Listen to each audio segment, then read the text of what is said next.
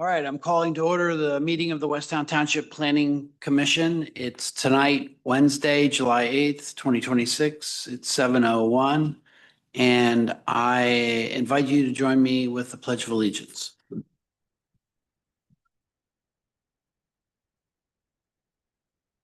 Pledge allegiance to the flag Of the United States of America, to the republic which stands one nation under God, indivisible, with liberty and justice. Next order of business is the adoption of our agenda. A motion is in order.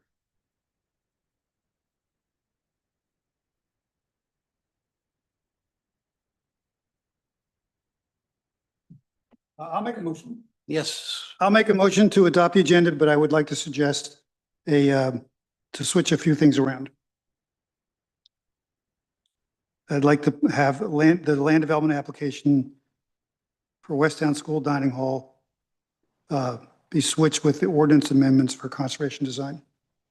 right, change the order of that item in old business, move it up to number 2 in new business, and then have a third item under new business, number 3. I mean, it will remain old and new business, but that's the order. Is there a second? Second. All right, is there discussion? All right, no discussion. Any comments from our in-house audience? I don't see any hands raised. Any comment from our remote audience?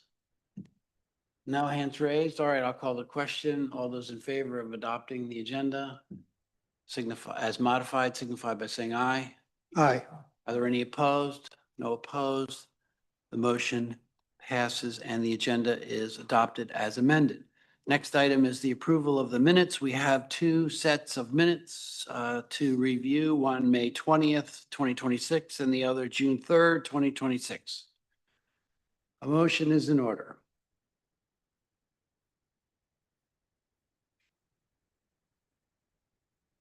I make a motion to adopt, to approve the minutes of May 20th, 2026 and June 3rd, 2026.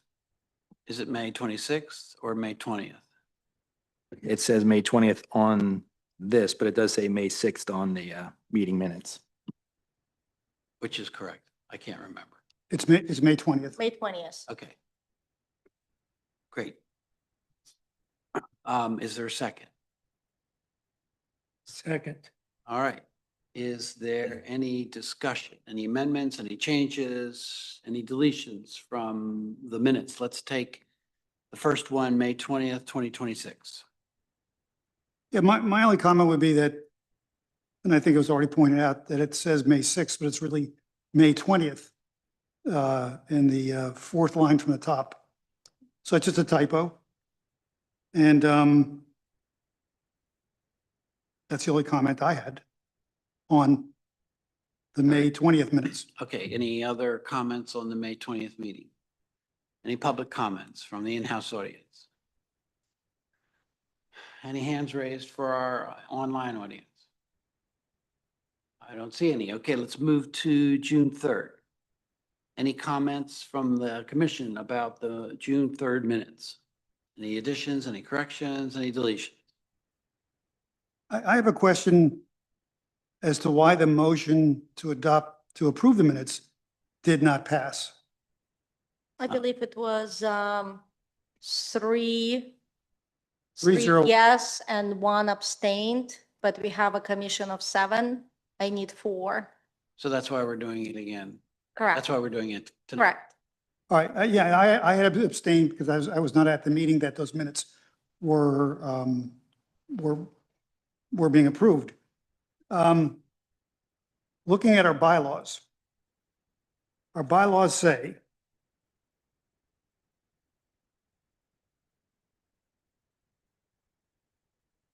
a majority vote of the members present is necessary to transact all business, including election of officers. The tie vote fails. A majority vote of members present. Which is 4. You need 4 for any motion. Well, because we I have don't know. 7. The majority was 3. No, if you have, No. if you, If you, It If- does, but our bylaws don't say that. It says, and I don't know what, I know there's something that's called Robert's Rules of Order, and I don't know what they say with respect to not having a quorum. All I'm saying is that Yeah, you need. our bylaws suggest that a majority of the vote of the members present, which were 4, majority being 3, it could have been adopted. okay, so what you're saying, if I can paraphrase, is if we have established quorum, 4 is the minimum to establish a quorum, and there is a vote on minute to approve something, and it turns out to be a 3-1 vote, you're suggesting that the bylaws indicate that that is a valid adoption. Based on the bylaws. And I can check on that. Okay, good. But we'll do it tonight because there's no question, right? You can do it tonight. You're right. I just, it was a point of order for future reference because it seemed to me that they could have been approved at the previous meeting. Coulda. But tonight we have 5 of us here and I'm still going to abstain because I wasn't at the meeting. Right, but then Appreciate that. we would have possibly 4. Possibly, however, We, are there any other abstentions? well, we'll see. Are we set? Any other comments on the June 3rd minutes? Any comments from the audience on the June 3rd minutes, including a comment about the bylaws and our interpretation? It's solid. It's a solid interpretation, but we'll check anyway. Okay, our online audience. I don't see any hands raised, so I'm going to call the question. All those in favor of, and we're going to take the May 20th first, and then we'll do the June 3rd minutes second. All right, all those in favor of adopting the May 20th, 2026 minutes as presented, signify by saying aye. Aye. Are there any opposed? No opposed. Minutes are adopted for May 20th, 2026. Okay, now, June 3rd, 2026. All those in favor of adopting those minutes signify by saying aye. Aye. Are there any abstentions? Are there any objections? Any noes, nays? No nays. Those minutes are adopted. Great. Thank you. All right, announcements. Ms. Carter. Just one announcement today. We did receive a land development application for DiSabatino Landscaping at 1032 and 1036 Wilmington Pike. So you will probably see it on your agenda sometime in August. Okay. And those, as I recall, all of the many variances required for that land development have been granted by Right. the zoning hearing board. Okay. Very good. Are there any other announcements from the commissioners? Does anybody else have an announcement at our audience present? Our remote audience? Mr. Simkovich, I see your hand raised. Proceed. Yes, thank you. The landscaping one, that's the old Abbey Green property, correct? Yes, Okay, and they're moving ahead with the development there, it sounds like. they shouldn't. They should. So should. I so mean, what was what was the they can do discussion about a something. variance? They applied for multiple variances that were granted by the zoning hearing board. It's very extensive list of variances for 2 different properties. So do they have to go through a conditional use process? No, they have to go through the zoning hearing board, which they did. Okay. I mean, I And don't I- have any skin in the game here, but it sounds like that's what that's going to be on that property going forward, or at least pretty likely, right? Yes, they've passed through the zoning analysis and now we go to land development. No. Okay, fine. Thank you. All right. All right, no other comments So we will move on to our public comment, non-agenda items. This is your opportunity to say virtually anything. We hope it's relevant comment. Sir, please, would you come to the dais and state your name and your address for our records?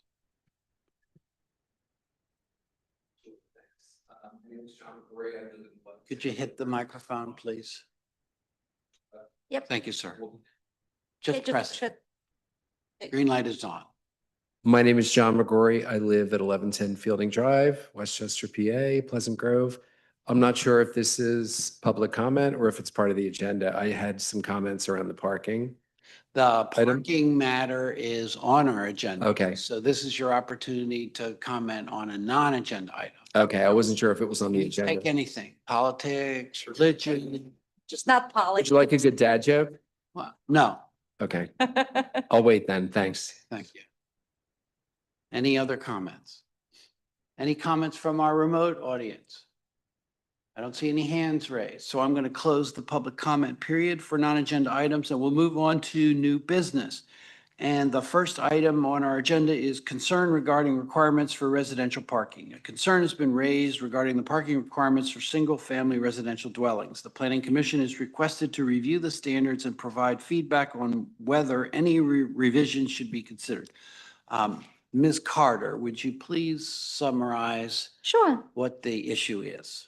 Yeah, so the reason why Township put together an article in the most recent newsletter regarding residential parking is that because we've been having some code enforcement concerns, primarily with a lot of cars parking on grass, overnight parking on local roadways in the townships where there should not be any cars parked on the street, commercial parking that exceeds what is required by the code, as well as we've caught a lot of unpermitted work when it comes to driveway expansions and parking lot expansions within the 50% of the front yard.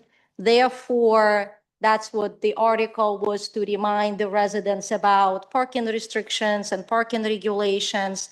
And it's my understanding that some residents disagree with the way that parking regulations are currently written, while other residents would like these parking restrictions to be enforced. So it's 50-50.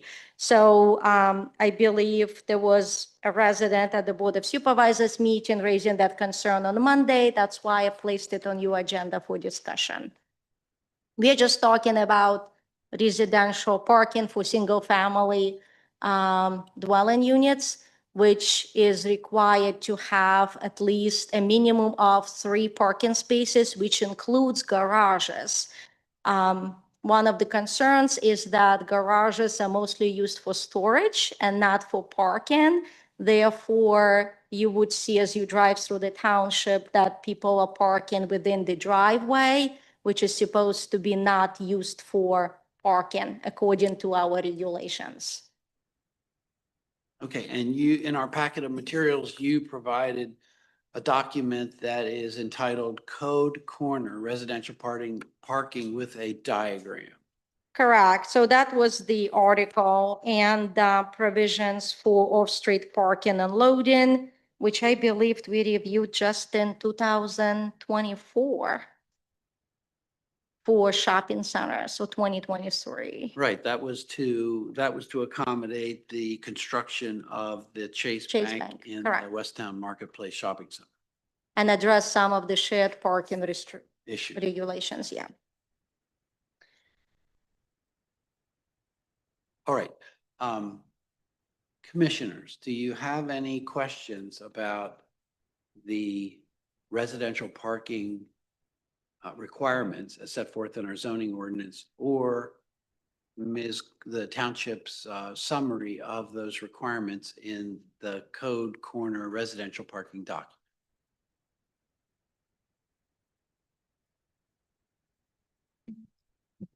Okay, I'll go first. I was surprised to see, and I know it's in our code, that a certain percentage of the driveway within the front yard setback, you're not allowed to park. Right, Um, stop there for a minute. And can you summarize what that requirement is? And if you can't, Miller will. Well, I think Mila prepared this. She's probably better than me to summarize Do it. you mind if I read? No, it? by all means, go Go ahead. If you could summarize that requirement so we can all understand. Yeah, so I don't know what the reasoning was for that requirement when these regulations came in effect. It might be in attempt to regulate aesthetics so that you do not see, as you drive down local roadways and local neighborhoods, you do not see cars, you see the facade of the building. And not, that's in most in most subdivisions that were built in Westtown Township in the 60s and 70s, you would see garages, garage doors on the side and not in the front of the facade. So I believe that's kind of, it went together with those regulations that you would not want to see parking within 50% of your front yard. Okay, so, and to calculate that, you take the front building setback line. Correct. Divide that in half. Yep. And the Correct. first half, which is adjacent to the street, is a No parking driveway, zone. but a no parking zone in your driveway. Correct. Is that understood? Okay, good. And that's essentially, that's what the ordinance says. Correct. Does the township police that? When you say police, you mean we do not drive around and write down every single address who violates this ordinance, and the reason why it's fluid. You might see somebody parks there, then don't park there within 2 months or a month. So no, I don't have a history of township actually enforcing it. Okay, And you're talking about parking in the driveway, not off the driveway Just in the driveway. in this prohibited space. This Yes. restricted space. Okay. yes. So we enforce those regulations when there is an application for driveway expansion or parking area expansion, and we would see that the parking area is being added within this prohibited area. So that's when we let the applicant know that you are not allowed to add additional parking area within the specific area of the property.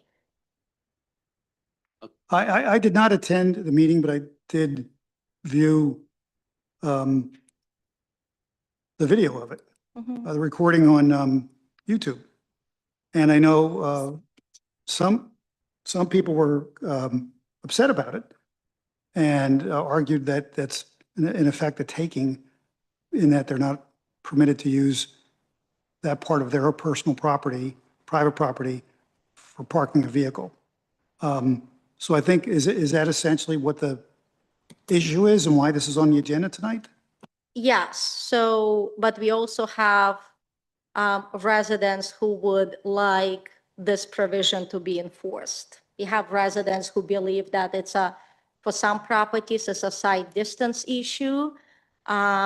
We have residents who believe that having 6 cars in a driveway, they should be parked in a garage instead of a driveway. So we have to find a balance. Okay, may I ask a couple of collateral questions? Go right ahead. So, so on the driveway in the first half, Mhm. south of the roadway, no parking. Correct. Okay, the rest of the driveway, back to the house or the garage or whatever you have, parking is permitted on the driveway in that area. Correct.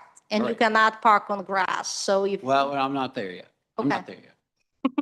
No, so, and residential requirements in our zoning ordinance require a minimum of 3 spaces, and you can park, and what, so you could park 3 vehicles and 1 commercial vehicle. Correct. Okay. On the specific weight, which is Right. pretty much a Right, pickup. not in, right, thank you. Not any commercial vehicle, but a commercial vehicle with those requirements. Correct. Okay, you can park more than that if you wish, correct? Yes, as long as it As long as still you're, complies. as long as you're parking on the driveway and you're within this permitted parking zone, Correct. okay? Is that good? We all together on that? We're not there yet. We're not there yet. We're not here yet. So my question is if the township is not enforcing it, then maybe it's an ordinance. And there is The a need- reason why the township does not enforce this specific provision. What's the reason? Because there are areas in the township, there are some properties that do not have any parking area, but within that specific front yard. Like in a small- Trellis Lane? Hmm? Trellis Lane? Trellis Lane, well, some on Goodwin, some on Ridge Road and Stanton. They're very short driveways. So if they're unenforceable, it would suggest that this ordinance is crying out for a revision. I agree. That's And- why it's. But that wouldn't have to be a policy decision of the board. We're not ready yet. Hold your horses, please. We're not ready yet. Commission has to do some talking, then you get your chance. Okay? Yeah, so also on the enforcement side, it is, if the houses were built prior to, and I have to look back when this specific provision was created, that's an existing nonconformity. However, it's very difficult to enforce because you have to go into each property file separately, find out when the house was built to see whether or not it's a existing nonconformity or it's a violation occurring today. So that's partially why it was never enforced. All right. One more question. What compelled you to prepare this, to put into the newsletter? Newsletter, complaints on both sides. We've been getting a lot of complaints about that I cannot park on grass. You want me to add additional driveway, but for every additional driveway and pavement, I have to install stormwater management facility, which is quite expensive. So we also got comments like, why couldn't I do just a gravel or pavers? If you do gravel or pavers, if you do pavers, kind of like a stormwater management, best management practice, you still have to hire an engineer to prepare an engineered plan to review because it has to function as a best management practice, which gets quite expensive. And the way that our code is written now, any area where you park your cars is considered to be impervious, whether it's grass or not, because it gets compacted. So it's kind of a series of concerns. Also seasonal. So if you have college kids, they are not home for the most of the year, but then they're coming back in summer, now you have more cars. But then maybe throughout the year, you're okay with the amount of parking that you have. So you don't want to add additional impervious to your property just to accommodate that seasonal parking. It's been an issue on both sides. And some people would say, we prefer this to be enforced. Other people say this is outdated. It's a different community now, and we need to revise those provisions. That's why we placed it in the newsletter. Lateral question. Unless you. I'm finished. Thank you. And there's a lot of complaints about boats. Yeah, right. Okay, so parking on the pavement in your driveway. The second issue that you've already touched on in part is parking on the grass. It's my understanding that the zoning ordinance does not permit parking on the grass.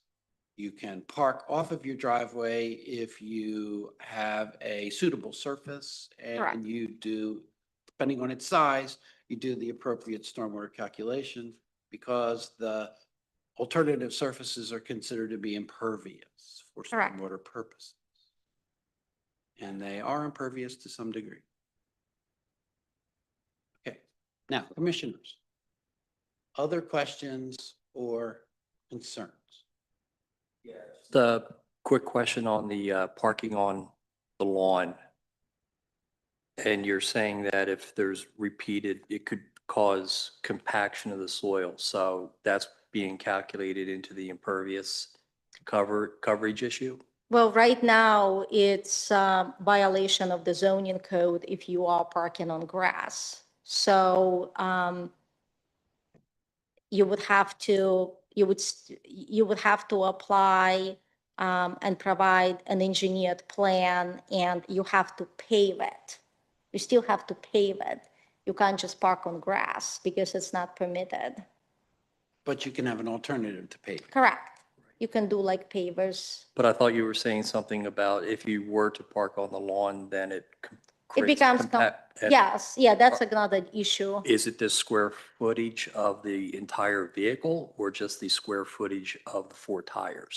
Well, we don't calculate that. It's just the See the idea, issue? what, no, yes, the reason why there is a provision that says all parking shall be on all weather surface is to ensure that if you need additional parking, you have to either pave it and address stormwater management or provide appropriate means of parking surface, which is not grass.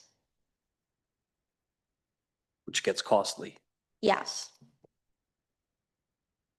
All right.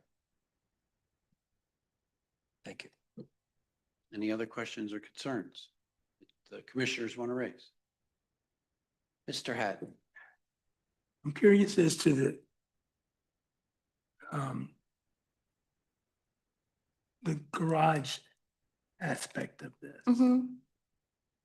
If you're using your garage for other purposes than which it was intended, and you need more driveway space, Mhm.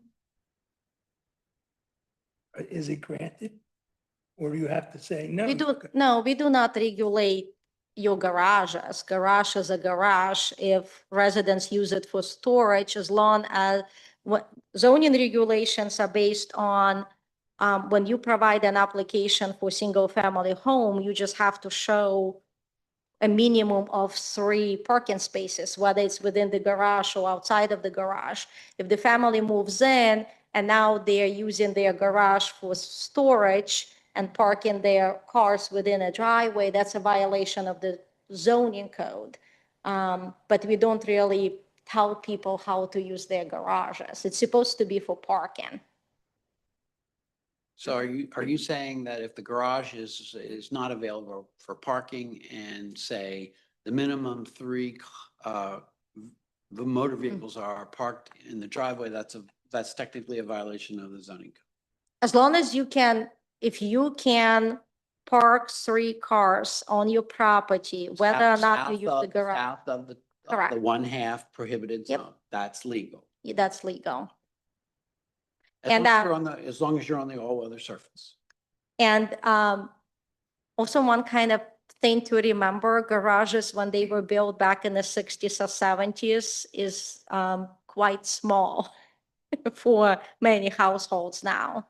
They just don't fit average size cars. At least that's the kind of comments that we are getting. I understand that.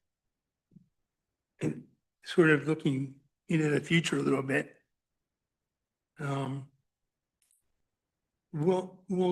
Let's say we remove that requirement. So if we remove that requirement, the flip What- side, Which requirement are you, specifically which requirement? The 50%. The first 50% adjacent to the road right of way. And does that include the right of way or the cartway limit? that just include outside, so it's a street line. So street line is past your right-of-way line. So it's the right of way line. Correct. Okay. And we know some developments like Wild Stone. Goose have certain issues. Mhm. Will all the Stokes properties have issues? Well, Stokes development, because of the settlement plan, the layout has already been approved by the Board of Supervisors. I don't think we can go back now on that. It's on a settlement plan. I don't think Unless that it's, answered my unless question. unless it's considered to be a saldo requirement that was waived. I don't remember if it was. Yeah, that's sort of off the mark. Good question. Layout shows provides 3 parking spaces. Because it's 2 in the garage. Okay. Yeah, And, two-car garage and a couple of spaces in the front. But some of those houses are pretty close to the roads, just like Charlotte's Lane is. right. Will they be impacted? And you're saying we don't know yet. Mr. Moore, Foxhole didn't have the setbacks. I think they do. Because those are local roads that need setbacks for. It's not. Yeah, for local, it's 50 feet, so it's 25 feet from the center line of the roadway. That's where your street line would start, plus, well, you see it here, the setbacks for single-family dwellings depending on a district.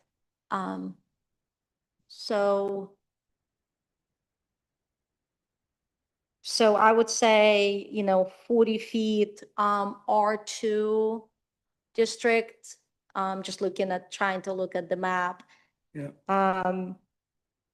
It is a smaller setback, but houses in those districts tend to be closer to the local roadways.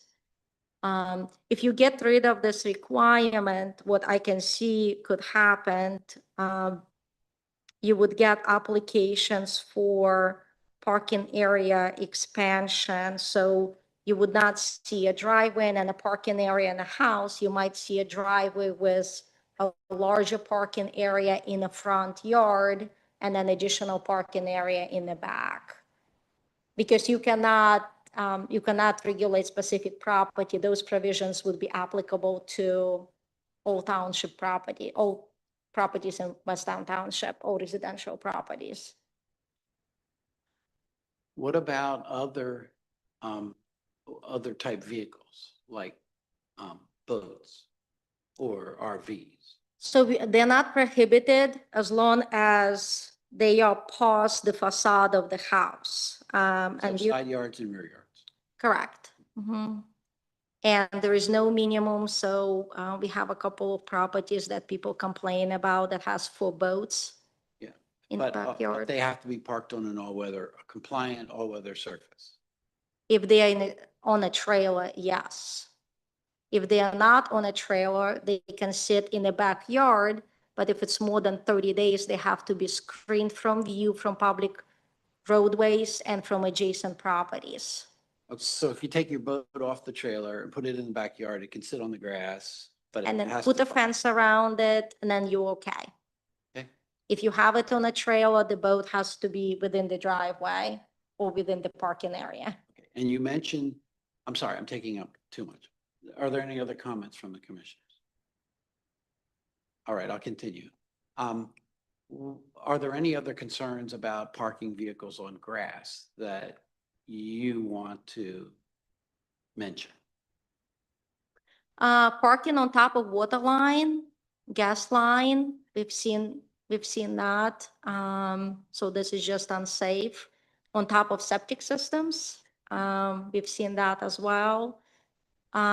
So the parking within the front yard on grass, township have done quite a few enforcement. But we know people park on grass in the back, or on a side that you cannot see from the roadway. You can see it on aerial view, but not from the road. Okay, I can think of a couple of concerns associated with parking on the grass. We've talked about compaction, Mhm. and that has stormwater implications. There's also leakage from vehicles, oil, cooling fluid, gasoline, other stuff that's in the car. That's not good. Parking on grass is, some people feel that that's not the best thing for the vehicle because of the moisture issues that are associated with parking on grass as opposed to parking on a suitable all-weather surface. And I suppose that there might be other concerns.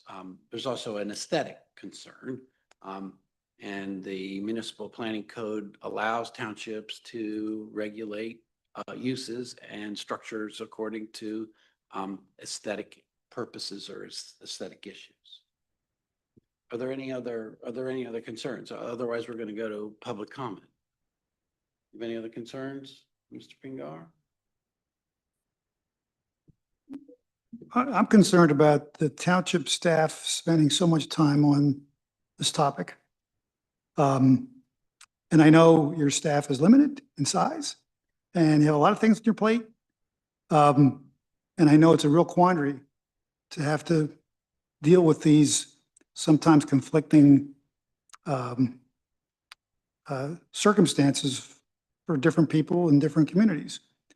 And I guess it's a real potential problem. And I feel for you for having to deal with this. I respect the fact that you put this in the newsletter, but it sounds like it caused maybe more aggravation than you had hoped. And I'm not sure what to do, but it seems to me it might be a policy decision of the board because some of it has to do with aesthetics. And that suggests to me that it's the board has to decide what kind of township do we want to have, what sort of aesthetics are important to Yeah, us. one recommendation would be is to increase the number of required parking for residential properties, but that would be only applicable to those who would come with an application to rebuild their house, expand their driveway, put extensive addition on. It would not be applicable to existing conditions. It is not an easy issue to address because, I'm And in done. response to your comment, Rob, the board asked the planning commission to review the issue and make a recommendation. I believe so, at the board, at the Monday meeting. Okay, so I think we have a basic understanding of what the regulations require. Mhm. Is there any other comment from the commission? All right, now I'm going Oh, to entertain. I do have one comment you asked and I'll answer. There are regulations, but they're inconsistently enforced. Is that a fair statement? Yes. Thank you. That's all I have.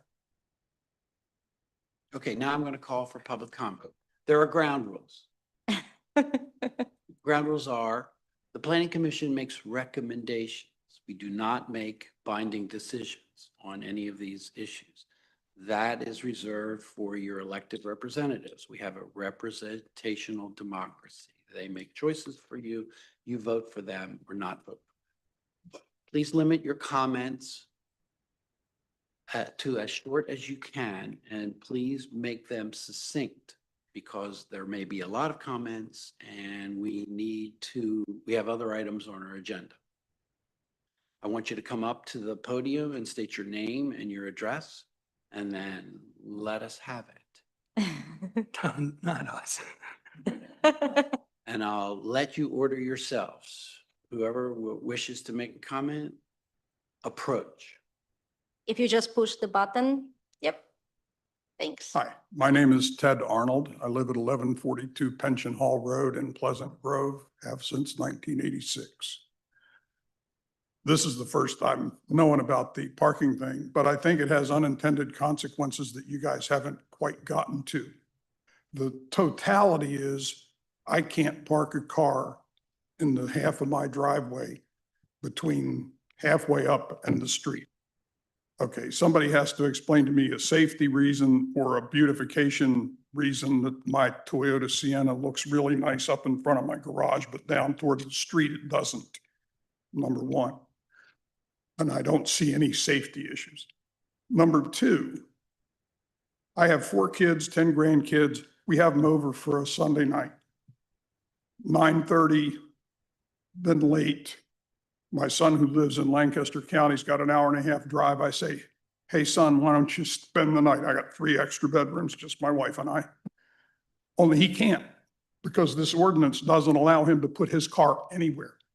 He can't park in the front half of my driveway. He can't park where my cars are because my cars are there. He can't park on the street because if you look in that paragraph, you can't park on a township road between 2 a.m. and 8 a.m. Mhm. So he can't spend the night. I think that's an unintended consequence of this thing, but it should be addressed because otherwise he's in violation, I'm in violation. Okay, that's one scenario. Next scenario, I've decided I get my deck refinished. First thing when I get a deck order, the contractor comes in and he puts a dumpster at the front of my garage. Well, now I can't park my car there because there's a dumpster there. According to this ordinance, once again, I can't put it on the street because I can't be there overnight. I can't put it in the front of my driveway, so I've got to get a hotel room for the duration of them working on my deck outside while my house is perfectly fine because this ordinance says I can't have my car anywhere in there and I can't put it on the grass. So those are things that I don't think people did this ordinance thought about, but that's the net result. The other thing is the commercial vehicle, by the way, that 2-ton thing. A Honda Accord GVW exceeds that. So there's no commercial vehicle that I'm aware of. I've worked on the trucking side of the business. It's gonna for a be long a very small one. that will come in under that 2-ton, that 4,000 pound requirement. My minivan has a GVWR of 6,160 pounds, 3 tons. So if I had a commercial minivan, I couldn't put it in my driveway. So all of these things, this ordinance looks like it's solving a problem nobody had. I appreciate that there are probably a few houses where, and there I know of at least one in my neighborhood where there's a couple boats, there's 4 or 5 cars out front all the time. But nobody has addressed that particular issue. This strikes me as all of you people have probably worked, you know, that eventually you work in a company, somebody comes in 10 minutes late every day, they go out for lunch an hour early, they come back 10 minutes late, and then they leave 10 minutes before quitting time. And they do that every day. And 3 weeks later, there's a memo that goes out Monday morning to everybody in the company, reminding them of when the starting time is, when lunchtime is, and when quitting time is, because nobody has the chutzpah to go and talk to that individual employee about their problem. This ordinance looks like that. So with that, there's the 2 a.m. to 5 a.m. no overnight parking, by the way. That means no contractor can start work in Westtown Township before 8 o'clock. Every contractor I know starts at 7:30. So he can't put his car in my driveway because that's illegal. And he can't put it on the street because that's illegal. So just over to you guys. All right. Are there any questions? Thank you. Come up, please. And then we have one hand raised online. Yes, sir. We'll do on our in-house audience first. Sir. If you just turn on the button. Thank you. Yeah, my name is John McGrory. I live at 1110 Fielding Drive, Westchester, PA, Pleasant Grove, about a half mile from here. I have a short statement I'll read in the interest of time, but I'd like to start off with a comment and then a question. My comment is, while I'm going to express concerns, I certainly want to understand and appreciate legitimate concerns about safety and support them to the best of my ability. So I'm interested in hearing what that is. My question is, when is the last time this ordinance was changed? We just changed it a couple years ago. We reviewed it, but not pertaining to residential parking. I think residential parking was 2003. I think so. Is that correct? Yeah. So the last time the ordinance around parking was changed was 23 years ago, is that right? Correct. Yeah, for residential parking, yes. Residential, okay, thanks. So, okay, let me read my statement. I have a few questions and concerns before this moves any further. First, I was unclear about the specific goal. Is it around safety? Is it around aesthetics? Is it around both? the ordinance seems to mix both, and I'd like the board to clarify which one is primarily driving this. Secondly, to what extent were the complaints made known? In other words, was this one or two isolated complaints, or is this a broad expression of the vast majority of people in the township? Either way, if there are complaints behind this, I'd ask that the complaints be made public so residents can see what's actually driving this. And then thirdly, I just want to point out, and I think someone on the panel, Robert, kind of alluded to this, but to what extent are some of the ordinances potentially outdated? I'm not here to make a judgment statement, but I just want to acknowledge that I have a similar concern.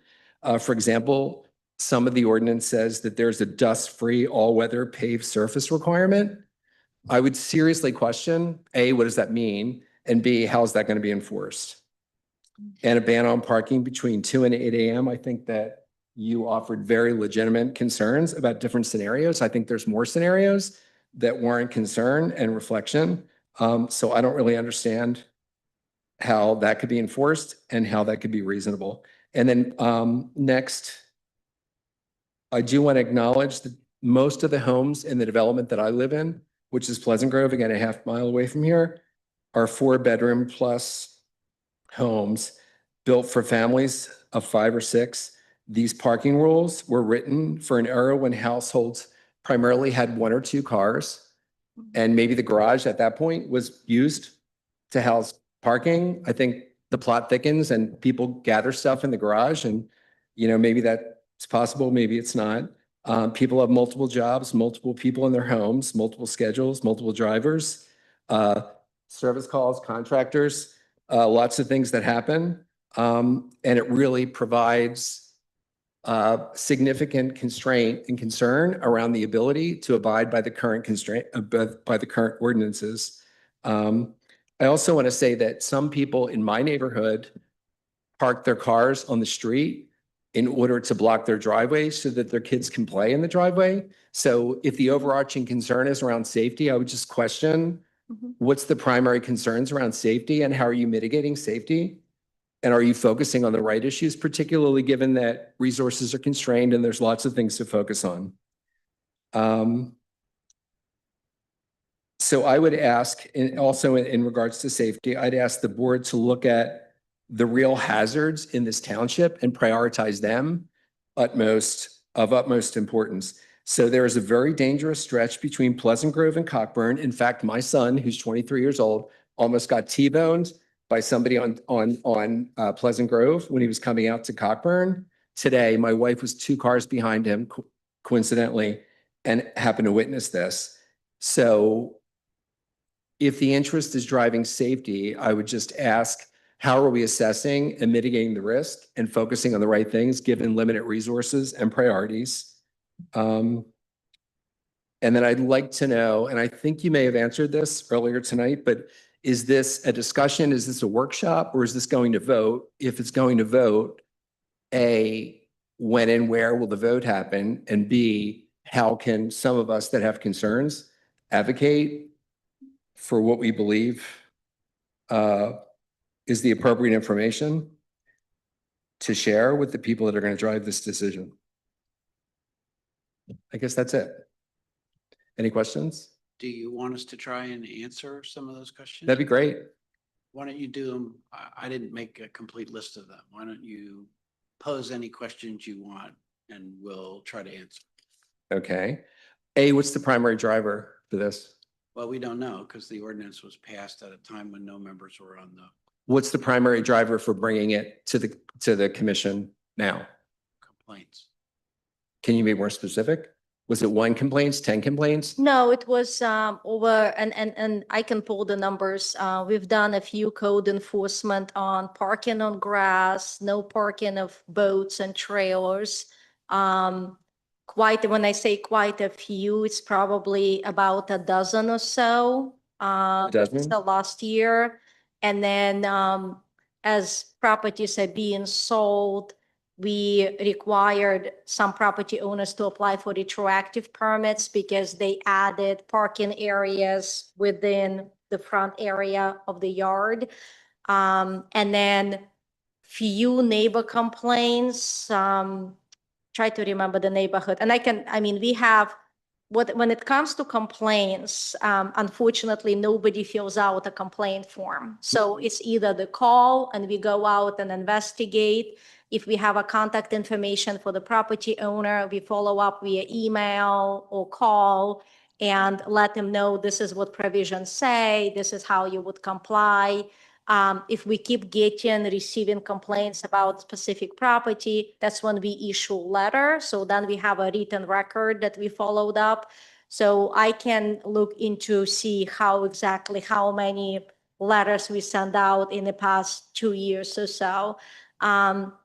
Also, in the past 2 years, we've had quite a few permits for detached garages and garages that brought this to the light in terms of parking, because as we are reviewing the application for addition or detached garage, most applications call for garages to go on top of the driveway, occupying that back driveway area. And proposing to park their cars within the first front portion of the driveway. So that's when we educate, you are not permitted to park there, which residents are not happy with. So it was kind of escalating, I would say. That's why we put this newsletter, first to see if there are residents who are supportive of existing provisions, who had questions, and just educate of what we have now in the code, which might be outdated. Would you take it to a vote based on what you just alluded to? Like some have concerns, others? I would not know how it, usually when something does not work in the community in terms of zoning, it might take just one complaint and the Board of Supervisors would request the Planning Commission to investigate a specific issue and provide recommendation on whether or not the regulation should be changed. So if the Planning Commission decides to provide recommendation to table it and leave it as is, then it's up to the Board of Supervisors to either enact the ordinance change or leave it as is. So that's in terms of how it put in action. Okay. I want to reiterate that I want to be sensitive and supportive of legitimate safety concerns. So I just want to acknowledge that I truly feel that. And on that score, what I would recommend is we talk to our consultants and see what the issues are. Are there aesthetic issues? Are there safety issues? Are there environmental? Exactly. And to that point, that was going to be my next point. Have you considered unpacking the concerns to understand what categories they're in and how you might mitigate risk and drive change based on that? For example, That's usually how we. okay, I'm frankly not familiar with your process, but I guess conceptually, I would say, A, what are the concerns around the boats parking? B, what are the concerns around yard parking? C, what are the concerns around street parking? What are the concerns overnight versus during the day? It sounds like that's the way you do business, but I would just ask that you unpack the categories of the concerns and the number of concerns in each category, because perhaps rather than solving it blanketly, it can be solved specifically based on the concerns that are most concerning to the township. Does that make sense? Yes, and usually that's what Planning Commission does. They would investigate the issue and then try to go through regulations to see should we change that or not, and invite our consultants into the discussion. Yeah. That's great. If we don't, you have given us a roadmap. Well, thanks. I'm not trying to micromanage. I'm just trying to express concern and advocate. Considered applying to serve on the Planning Commission? Applying to what? To serve on the Planning Commission? No, I haven't. But I would entertain any offers. Thank you very much for that. Vacancy coming up. Yeah. So can I know other people, I'm chewing up time. I know other people have things to say. Lastly, I would just ask, so when is the next milestone date that this is going to be discussed, and how can we represent ourselves to the extent that people have? So it would be up to the Planning Commission to either bring the concern to the Board of Supervisors, but the Board of Supervisors already asked Planning Commission to investigate it. So it would be up to them in terms of how they want to move forward. And will that be published in the minutes in terms Yes, of, it would be in the meeting minutes of. so we'll know ahead of time when it's next going to be on the docket? Correct, yes. Okay, great. And on the Yeah. planning commission webpage, the change that we made, any discussions related to zoning or subdivision and land development provisions are now posted on that webpage. Okay. So this, you would know what is being discussed. So you can check out planning commission agenda for Okay. upcoming meetings and you would know. All right, thanks, Neela. Right. I overstayed my welcome. Thank you. There is a process that municipalities must follow to make changes to their zoning ordinances, and that includes notice, publication, a Mhm. chance for the Chester County Planning Commission to weigh in. So It's a long process. it's a long process. I don't anticipate that the Planning Commission will make a decision tonight, but I don't know. I would anticipate that we would do it sometime in the future, and we'll try to make sure that the pathway and the schedule that we're going to do something is known.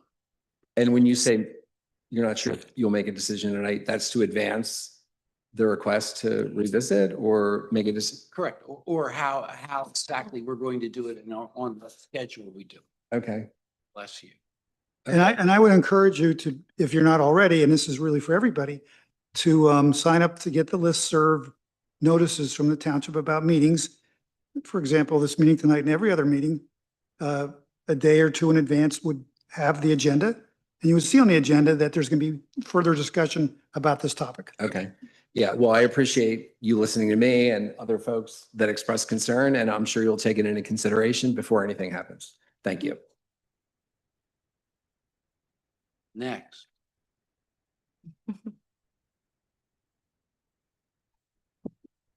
It's just. Hi, my name is Allison Glazier. I live at 1106 Fielding Drive in Pleasant Grove, 2 doors down from John.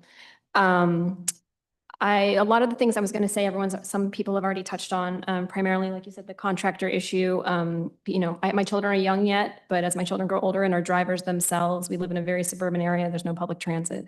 People are having more than 2 vehicles. We usually have 2 working parents, both commuting as well.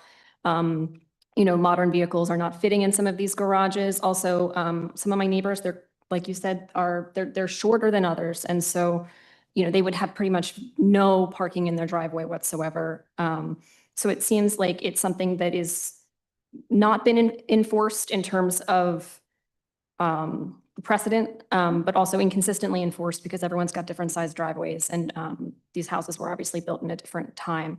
I bought my house 4 years ago. We fell in love with Pleasant Grove, fell in love with West Town. I grew up here. When I first toured the house, when it was for sale, I saw lots of cars parked on the street, lots of cars in driveways. I don't feel that detracts in any way aesthetically. Cars are really expensive nowadays. They look quite nice. And for the amount I paid for the house, I don't feel like it affected property values in the slightest. I think it's concerning for most people that the township can regulate what we can do on our own property. Again, from a safety concern or an environmental concern, I absolutely understand that. I think, like John had mentioned, there's different subsets of this, obviously boats, parking on grass, these are other issues, but I think primarily the reason people are here tonight is the parking on their own driveways issue and, parking on the street overnight. People have their parents come to stay as their nannies, teenage children, grown adult children who, because of the cost of living are still living at home.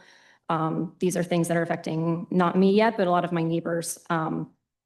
And I'd like it to continue to stay this way, at least in Pleasant Grove. I will actually mention that people cut through Pleasant Grove along Fielding to kind of go from Pleasant Grove Road to back behind Amish Market, and they go quite quickly. And the fact that there are cars parked in there actually slows them down. If there's been accidents or again, other safety incidences, I'm just not aware of them. So I guess that's my comment, and I appreciate you taking the time to consider this, but it sounds like there might be some individuals who have specific issues like with the boats or, specific neighbors for whom this is causing an issue. And at least in my little section of Pleasant Grove, I feel like most people who park on the street or in their driveway are considerate of their neighbors. They don't park on the street where it's, across the street from where your driveway comes out. There's some common sense there. And if you have an issue, you talk to your neighbor directly. Part of what was enticing about Pleasant Grove also is there is no HOA and they don't have meetings like this over how to, manage your own property. So hopefully this is helpful to you. Thank you very much. Thank you. Are there any further comments from our in-house audience? Sir?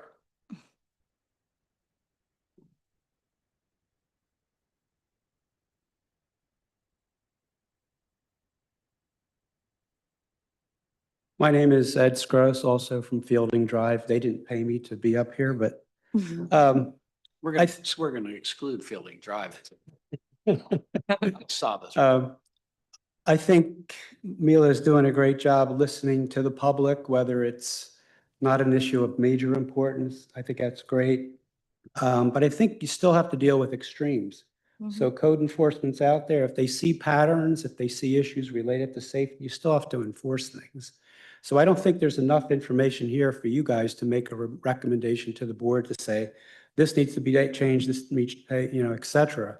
But I think this whole setback rule for the Arnolds here, yeah, it's a little weird, but I think there's a test of reasonableness here. And I know, I've seen situations where, a motorhome is parked and it's parked not just for a season, but nobody says anything. You're being a good neighbor sometimes is not saying what you really think.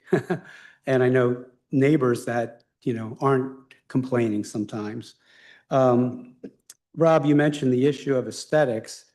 I mean, sometimes that is important. Everybody's concerned with property values. And, when you got cars parked on lawns, it just doesn't look good. I mean, we spent $20 million on Craybilly, a lot for aesthetics and other issues too. So I think if anything progresses further, we need to look and maybe do a survey, see what are the real issues. And again, I'm looking at Pleasant Grove. West Town's big and there's lots of issues. Maybe setbacks important for safety in other areas. So I don't think there's enough information for you guys to say, hey, board, do X, Y, and Z. I think more study is needed, but thanks for the time. Thank you, sir. Anyone else? Westtown School must have some. There is some residential in Westtown School. All right, I'm going to turn to our online audience. Mr. Simkovich, speak. Okie dokie. I have three items. One is more of a nuanced question. Is there a need for a difference between, let's say, a Pleasant Grove area that has septic versus our area here? I'm sorry, that's public sewer versus our area here that's septic in terms of land area. We have to have 1 acre of our plot to cover septic. Is there a need for a difference between the two? Well, acreage only, I guess acreage only matters depending on which zoning district you are in, but it's not really related to the driveway. Acreage also matters when you look at impervious coverage per property. Those with septic systems and private wells are limited to 20%, while if you own public sewer and public water, you can go as high as 25% impervious. That includes driveways, sheds. If it's a very long driveway, that would take a good portion of that percentage. Decks, sheds, swimming pools. So you can go up to 25%. So and folks in our area here, pretty much everybody uses their garage. It's rare that anybody has a car in the driveway, and if they do, it's like one car. So I'm assuming that as long as we keep like 50% of the driveway open, we're satisfying the requirement, correct? Correct.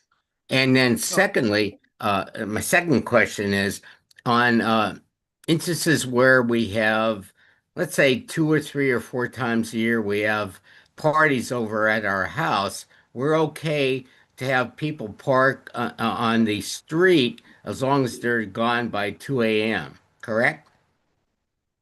Correct. Correct. And my third question is, who was the gentleman that was asking about why we were bringing this up in the first place? Was that Mr. Pinger? Yeah, I think it was. Yeah. So did you attend the BOS meeting this past Monday? I'm sorry, was that a question for me? Yeah. I was not at the meeting, but I observed the video of it on YouTube. So why are you objecting to the populace complaining about? That was a big deal at the Monday meeting. So why are you objecting? I'm not objecting.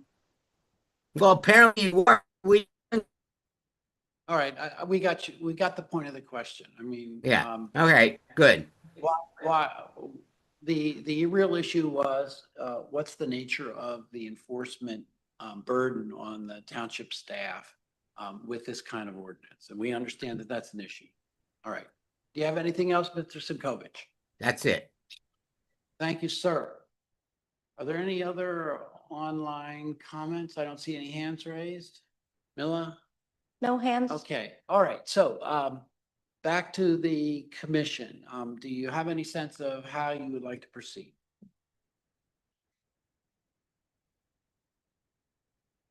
Well, I would think we definitely need to review the ordinance and make some necessary changes.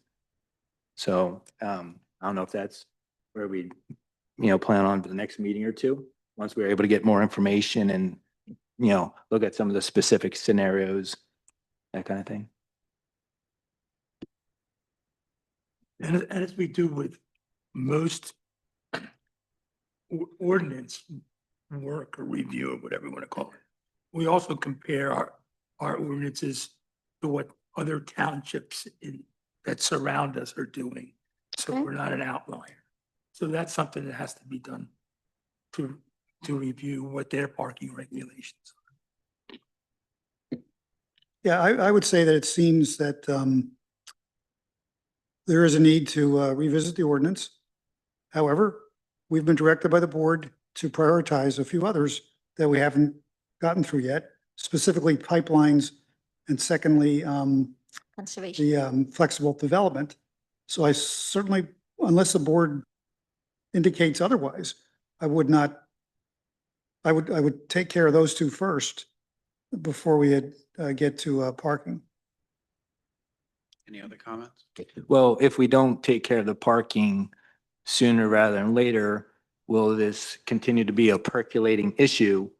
So would it be better for us to address it sooner? And, we've been dealing with pipeline safety or considering it for quite some time. So I don't know if it's, where we continue to push that off if it's not as pressing as this seems to be. I don't know. Sorry. Any other comments? Okay, it's my turn. I'm going to suggest that we recommend to the Board of Supervisors that staff be given permission to expend township funds to analyze some of these issues, and with the primary question to be, should the residential parking requirements be changed in any way?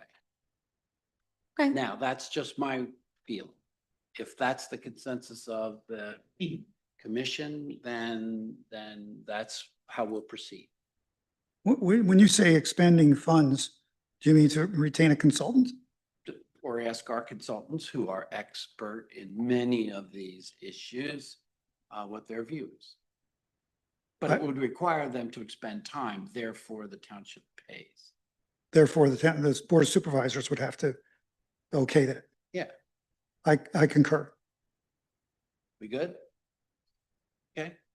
I'm not going to take a vote. I don't think we need a vote, but that's our instruction. Okay, sounds good to me. Thank you for your comments. And you're welcome to stay now for the continuation of our business and your personal edification about important township issues. Or maybe you want to watch a replay of the World Cup. But thank you very much for your comments. Much appreciated. This is how it works. It's not a fast process. Certainly not. All right, Fence ordinance only took over a year and a half. all right. Fence. All right, so now we're going to move on to our review of the land development application for Westtown School Dining Hall. The applicant, Westtown School, proposes to demolish the existing business manager's office and construct a new 23,600 square foot dining hall, a two-way private roadway extension connecting the new building to West School Lane, and a closed-loop geothermal system. The applicant has submitted revised plans, which have been reviewed by the township consultants and has obtained the necessary variance approval from the zoning hearing board. Planning Commission will review the revised plans and consider a recommendation to the Board of Supervisors. Miller, do you want to summarize where we are in this one? Sure. So the plans that you received, I just want to make it clear, is dated May 15th. So the applicant submitted the plans on May 15th. At the same time, they were going through the zoning hearing board process to request variances regarding steep slopes and the width of interior driveway. So those variances have been granted now. So the applicant is back seeking recommendation. Township consultants reviewed the May 15th submission and issued the review letters. It seems that there are only minor comments that still need to be addressed before the Board of Supervisors meeting, unless I'm missing something here. So there's quite a few minor comments that are still outstanding, looking at the consultant review letters. All right. Planning Commission commissioners, how would you like to proceed? I have a recommendation if no one else wishes to speak. And we have co-consultants here, just so you know. Indeed, we do. So if there are no, I'm interested in your recommendation. my recommendations are that we hear in brief from the representatives, our consultants here, and I propose that we take Mr. Federico first and foremost on traffic, parking, and planning. Good luck. Would you approach the dais, Mr. Federico?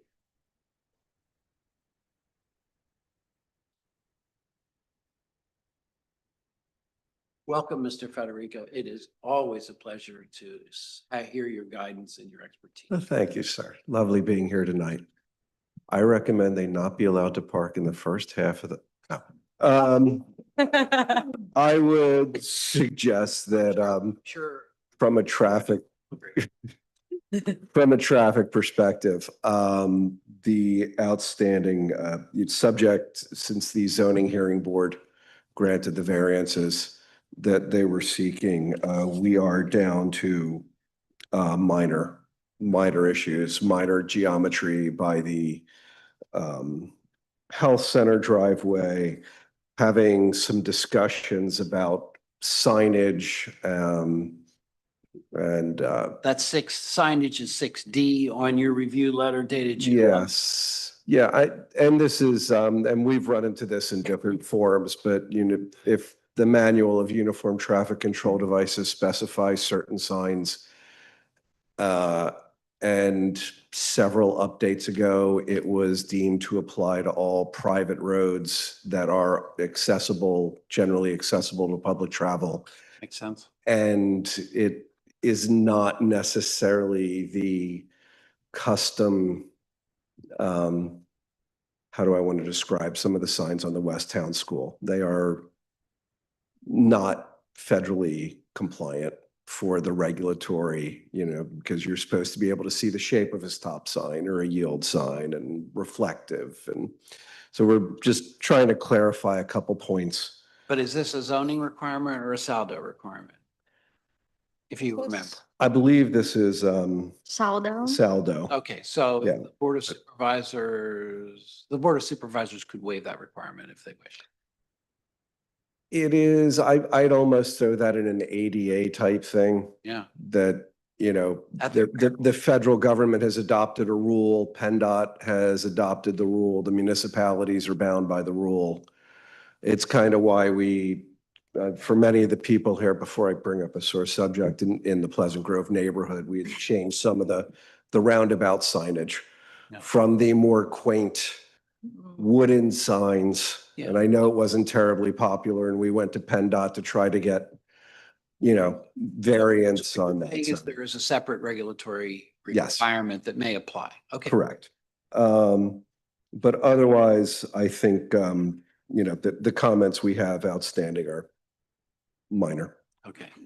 And does West Town School believe that those comments are legitimate, and will you comply? Just a question. You think you can work something? All right. Just so you know, it's usually our policy not to make a final recommendation to the Board of Supervisors until we have a clean plan. We can make conditional recommendations, but if there's more discussion and negotiation that has to occur, then the commission may decide not to make a recommendation tonight. Please. So, oh, it's still on. Sarah Poindexter, civil engineer with Studio Sistema. Welcome. It's nice to see you again. Yes, you too.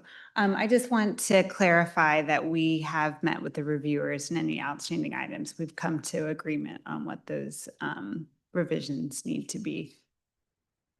Yes? This one we spoke briefly before this meeting, but yes, I think. Okay, so it's basically will comply. Yes. That's my understanding. All right. Are there any other concerns that you have that can be addressed by the school's consultant? Not that are not presented, not presented in the review, I believe it's gonna be, that, I mean, that's mostly resolved. So this is a will comply as far as we're concerned. Mila, you agree? Yes. All right. Thank you very much. Okay. A question. So I know there are a number of waiver requests, and I know you have them identified. There are 7 on the plan that we received for tonight's meeting. And there may be more, there may be less, but you agree to identify them all, list them all here. In addition, even if there's any more in addition to the ones already on here. Absolutely. And I know, just as a point, similar point, you did indicate that you're requesting variances, but you already got those variances, so That note will be. you can note the updated. date that the variance approval was received. Yes, that So- will be recorded on the plan. Thank you. All right, I'm going to suggest that the next item we take up is the comment from Carroll Engineering Corporation in a letter dated June 5th, 2026. We have Mark Yoda online. Hi. Thank you, sir. Similar to what Al was saying, one minor comment that just need to clarify, there's 2 existing water services that they're crossing with their new lateral, and they just need to clarify if they're going to relocate them or how they're providing the clearances required. So this involves your comment C1? Correct, yes. Okay. And has that been decided or not been decided? It's been decided and will be shown on the road. Okay, so this is also a will comply. That's correct. Good. All right. Now we're down to CEG.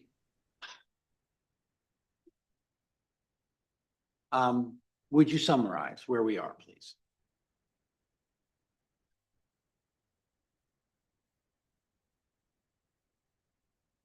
Thank you. You're Ms. McGee. Welcome, and it's a pleasure to see you again. It's a pleasure to see all of you. So most of the comments have been addressed. The 2 major outstanding comments from CEG's perspective at this point are the lighting limitations, and the table that was provided in the most recent submission exceeds the standards for some of the calculations and are not at the minimum for others. The other issue is the piping calculations are not complete. The rest of our comments are mostly ministerial typos, inconsistencies between the drawing and the labeling, et cetera. So is this a will comply? Yes. Are there any other? Yes, we've reviewed the responses, or excuse me, the comments, and the lighting plan is currently being revised. And the table was just, I think, missing from the submission for the pipes, but I don't think will be any issues. There are a number of waiver requests and at least some of them, Lisa, you're not recommending that the board approve the waivers. Correct. So Sarah, how are you addressing them?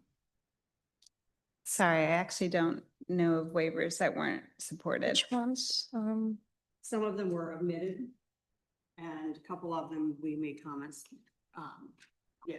So which are the outstanding ones? I'm sorry? Which are the outstanding waiver requests that haven't been resolved? Now, Yes. or do you want us to go off? Well, do you want to review them now or Yes. wait until they're? Well, I don't know, what's going to happen after tonight? Well, I don't. Hold on.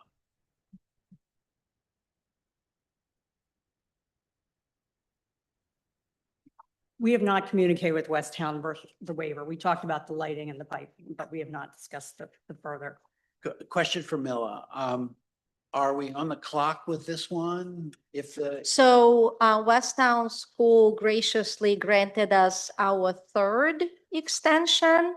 So we are past the deadline on this. So the latest extension expires September 1st, I believe. okay, so we would have time. We don't have time. I would say no, and the reason why is because we have another pending land development application in the queue and quite a few ordinance amendments. Okay, so let's go over the waivers. So you can be confident about what is being requested. Well, I'm looking at page 4 of the Cedarville review letter. At the bottom, there's the July 31st, 2025 review comment. Oh, that's not And applicable. it says that Cedarville does not support a waiver from this section. I and think then that there- they just updated it. And then there's an April 29th review Wait, comment. I didn't. Correct. And if you look at the current comment, it says the applicant has responded that the waiver, thank you. You can have mine. I mean, Well, I was about to hold it all the way out here, so. It says that the waiver requests have been updated on the cover sheet. It was not supported and it was clarified. So I think Are you talking about item 10? Correct, on page 5? Is that where, are we looking at the Yep. same thing, Rob? It's just, no, I believe it's Well- numbered incorrectly. Maybe I was reading this, I wasn't reading it correctly. So the bold Is current Comment. comment. is sort of like The current, you're bringing us all yes. into focus Yes, and that's your final correct. comment.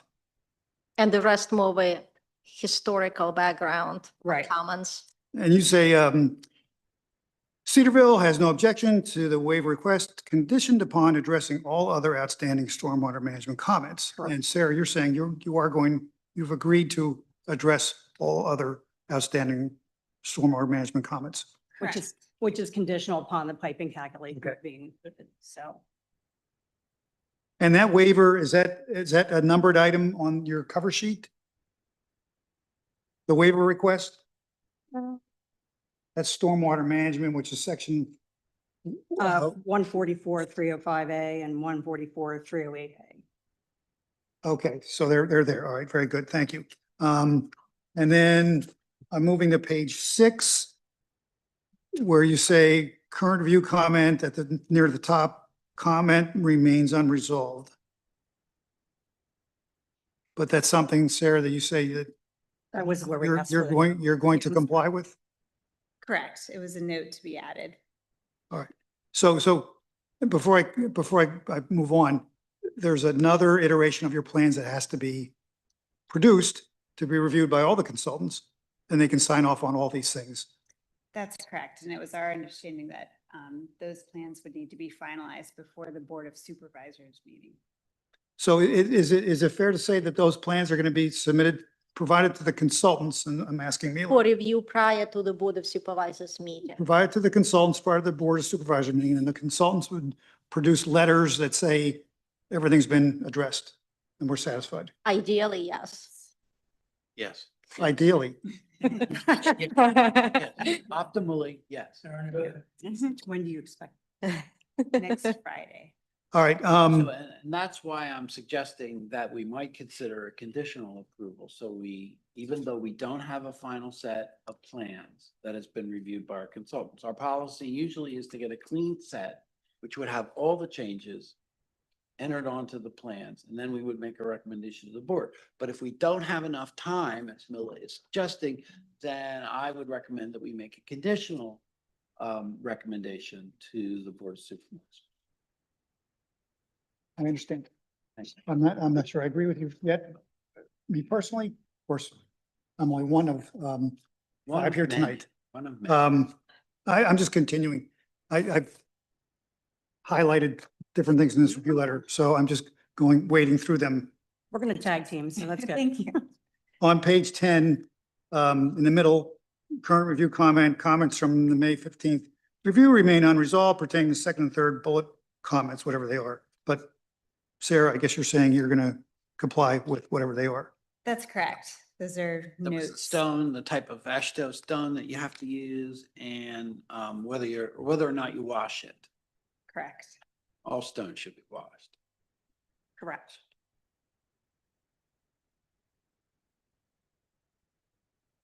I mean, a lot of this has to do with stormwater management. And then a few things have to do with township traffic engineer, which I guess you're going to coordinate with him. Yes, Mr. Mr. Traffic Engineer. And just a point of clarification, the township does not have a sewer authority at all. Yes. The board handles all the sewer matters. There is no authority. Good point. Yes, there's no Westtown Township sewer. Except if you consider Mark Gross an authority. Yeah, he can be very authoritative. Traffic engineer, blah, blah, blah. All right, that's all the questions I have. Thank you. Okay. All right, thank you. so in summary, that's also a will comply. Correct.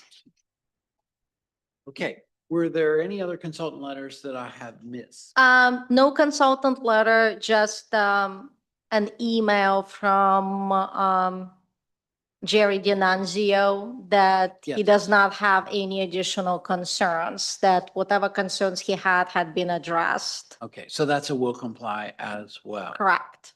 Okay, Oh, I got a question. Is the new dining hall going to be sprinklered? It is. Great. I'm sure Jerry's very, very pleased with that. Thank you. indeed. All right, so do any other commissioners have any questions, either for the applicant or our consultants? Okay. A motion is in order, and if there are any conditions that let's first discuss, should we make a recommendation tonight? I've expressed a sentiment for a conditional approval, and Mr. Pingar may disagree with me. I do not disagree with you. Well, he said that he did, now he doesn't. So, then we would be ready for a motion. Oh, and by the way, after the motion is made and seconded, we will take public comment. So a motion is in order. My motion maker is ready. He's working. Are you going to make a motion? No. Anybody?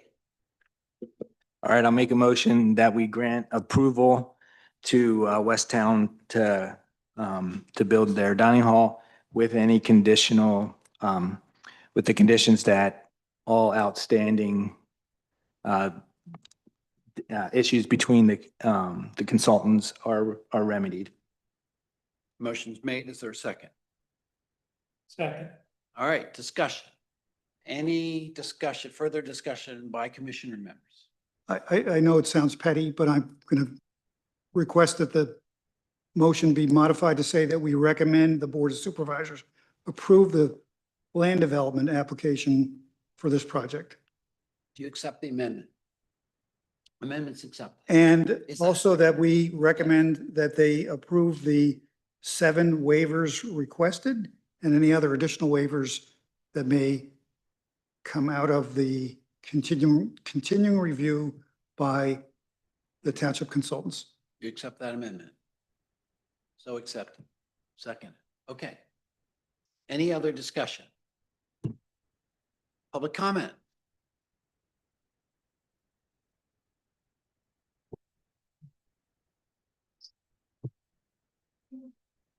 We're not there yet. All right, comments from our online audience. Any hands raised? I can't see, Mila. No hands, All right, so. only comments about residential parking. They're still coming? Good, thank goodness. So we're ready for a vote, commissioners. I'm going to call the question. All those in favor of the motion signify by saying aye. Aye. Are there any opposed? No opposed, the motion passes. Good luck. Revise those plans, good luck.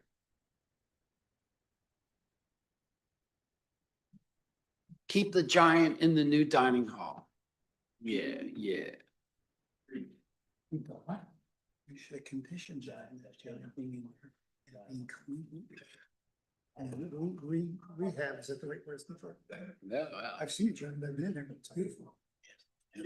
the giant is the giant is an NC North painting that appeared as an illustration in one of the books. Mr. Federico, thank you, sir. See you, Al. And it's the original, it's in the dining hall.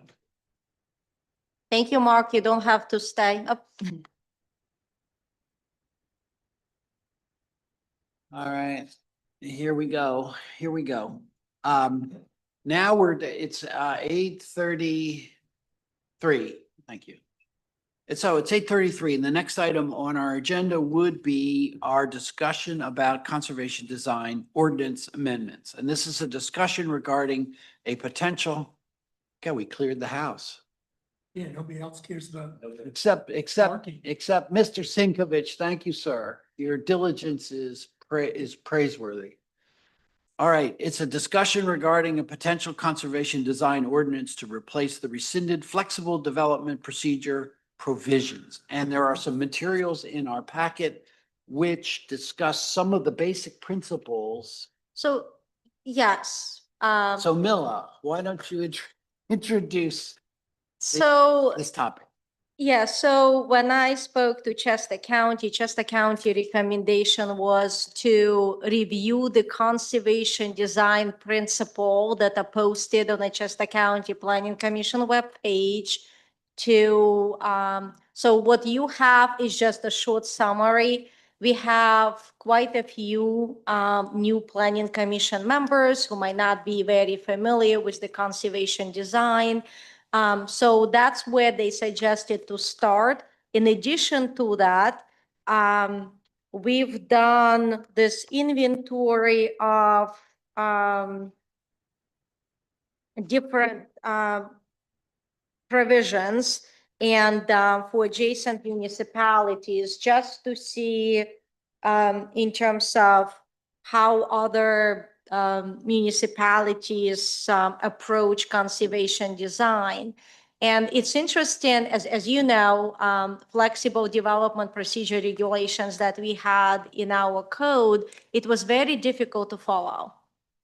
It was not very, portions of it was very difficult to enforce or justify, or there were some gray areas in terms of how to interpret specific provisions, which came up during Toll Brothers development and other developments. So what we found reviewing other ordinances, there are some municipalities who opt out to have a standalone provision versus specifying for different zoning districts. That makes it very easy to follow. I would not say whether it's the right approach. So it's a lot of information to digest. So all I was kind of asking for is to educate yourself on conservation design. I'm sure every planning commission member can go on the website. There is a model ordinance there. It's very basic. And it goes through different subject matters. For example, open space. How much open space shall be preserved? Is it 20%, 30%, 40%? Again, there's no really justifications for it, except that you want it to be contiguous in some way or form. Then it talks about parking. How would you handle parking? How would you handle public sewer and water? So it goes through all different subject matters, and every single subject is quite complex. So I just kind of wanted to provide a summary and then see where can we start. Is it better to start with the model ordinance? Is it better to look closer in some of these provisions for adjacent municipalities? Chester County provides West Vincent Township as a good sample ordinance to start with. There's quite a few that they list on their website. So I feel like I did not want to waste too much time to go over a full presentation about conservation design, different features, unless that's what the Planning Commission would like to see, then we can, I believe we've had those discussions and presentations before. But the options would be to start with the sample model ordinance that the county has and take it section by section as we are coming on to, let's say, open space discussion, and then have a in-depth discussion about open space and parking and go through. Or if there is an ordinance that stands out in terms of the content or what you would like the vision to be for the conservation design provisions, we can start there.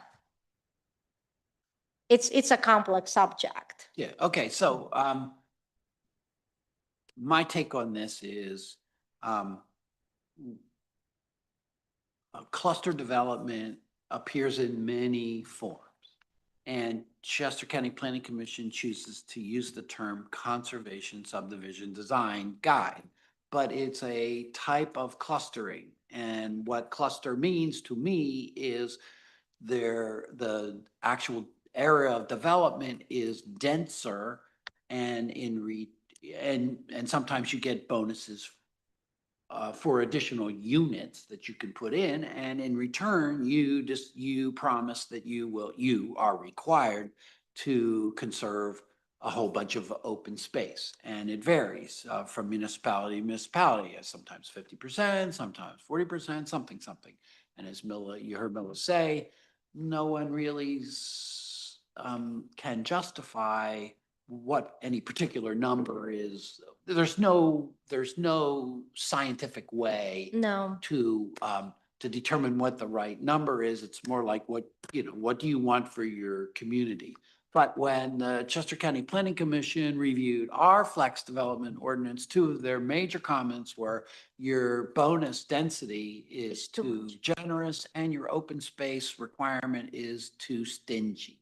And instead of permitting it by conditional use, permitted by right as an incentive. That was another comment that they Yes, made. that's an important comment, because the conditional use process is Expensive. lengthy, and it takes up supervisor conservation. Conditional use comes to the Board of Supervisors, and as you all know, variances and special exceptions go to the zoning hearing board. That's just a policy choice that's been made. So The Board of Supervisors, this is one of our priorities as far as developing an ordinance. Board of Supervisors wants to replace the old flexible development design standards with something. So we start here. And Mila has said West Vincent, East Vincent is a good example. And there's also Chester County Planning Commission's model ordinance. We have to decide how we want to proceed. Could I just double back on that? You did say West Vincent, but is it East Vincent that's on the top of the form here? Yes. Okay, all right. So am I mistaken? Is it east or west? Which is East. the one, which is the one that the Chester County Planning Commission thinks is the good one? Yes, it's an East Vincent, I okay. believe, yeah. So we could see that in total if you want. We'll get a copy of their conservation design ordinance and you know, the Board of Supervisors and Mr. Pingar and Russ has said this, you know, why should we reinvent the wheel if there's something that is solid? And if there's something If it's already drafted. that the staff feels is effective and can enforce, and we eliminate these gray areas. And the gray areas were what counts as open space. That's one of the big issues. What, you know, Mhm. what is it that goes into the calculation? And whether or not stormwater management facilities is a part of it. Right, right. And we can clarify all of those issues, and we should. So are there, All right, I have thoughts. Okay, let's keep in mind a couple of things, please. There are several developments in the township that used flexible development procedure. And I expressed this to the board. I'm questioning why we need to do this at all. But they said, and I'm paraphrasing, Rob, we don't care what you think, we want to replace it. Fine, so here we are. Here's a zoning map. You see the lots outlined in blue, the properties outlined in blue? That's the only ones that they could possibly apply to. The biggest one's West Town School.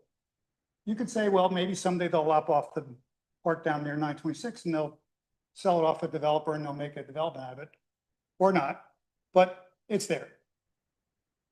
The other ones are this 40-acre piece here, which used to be part of Craybilly. It's right next to the Brent Selleck property, which is 15 acres, so that's 40.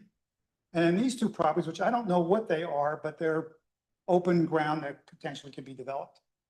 If we say, and some of these ordinances do say that the tract size has to be a minimum of, let's say, 10 10 acres, 15 acres. If these are under 10, then they're Xed out.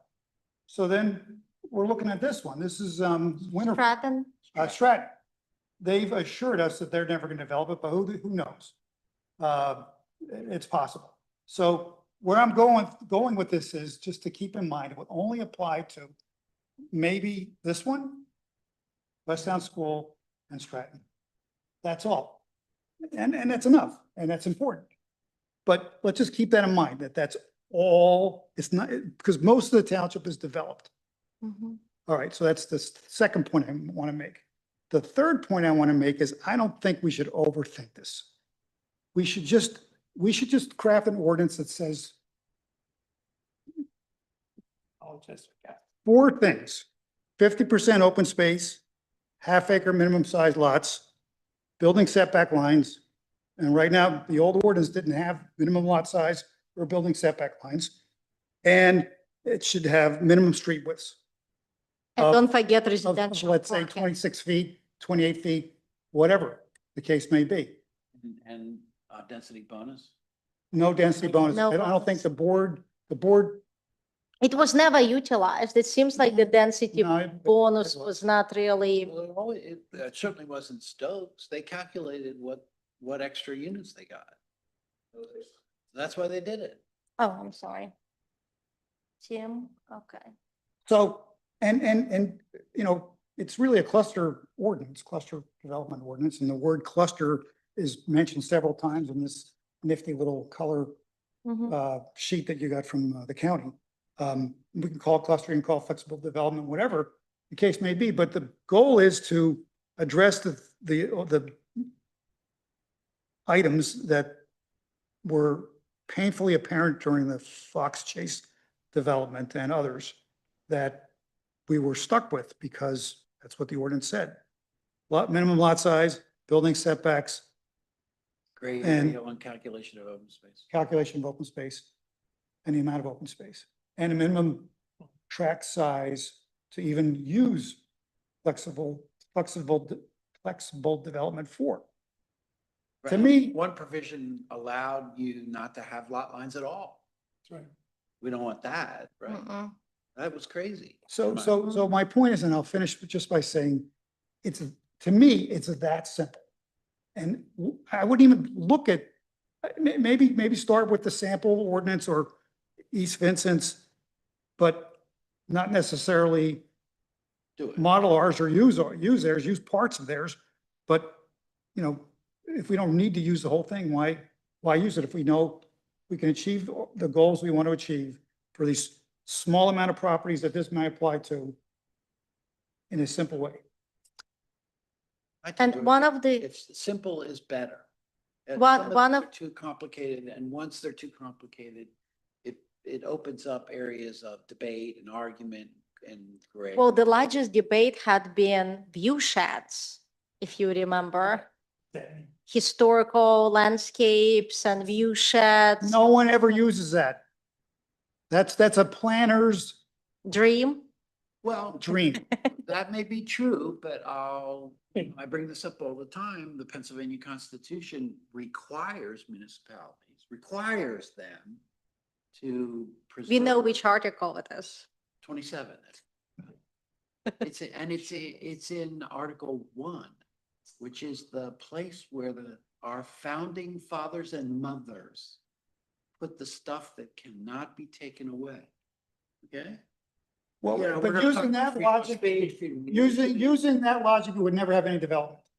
No, not at all. Not at all. The Supreme Court has said this doesn't prevent development. You just have to be smart about it. So we're going to be smart about it. But I'm just saying, you might not agree with Article 1, Section 27, but there it is. Mhm. I want to go back to view sheds. That's a very subjective item. Zoning allows you to do that. It's rarely a factor in plans. So we can just omit that.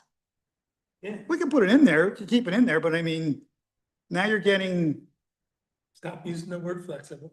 And usually how that starts, that's why if you start with the simple ordinance and then as you're coming up to every subject, roadways, parking, it's gonna get more complex. If you feel like there needs to be there. We have a road ordinance kind of stuff. Yes, you could refer. If You can refer to other provisions that we already is in place, yes. So if the commissioners agree, is it possible for the staff Yes, to create a bare bones draft, a very simple draft that addresses the 4 or 5 issues that Rob has described? yes. And if you could then give us a copy of East Vincent and make sure that we have a copy of the model ordinance that the Chester County Planning Commission has developed, we can compare the 3 of them. And then maybe we'd be in It's a progress.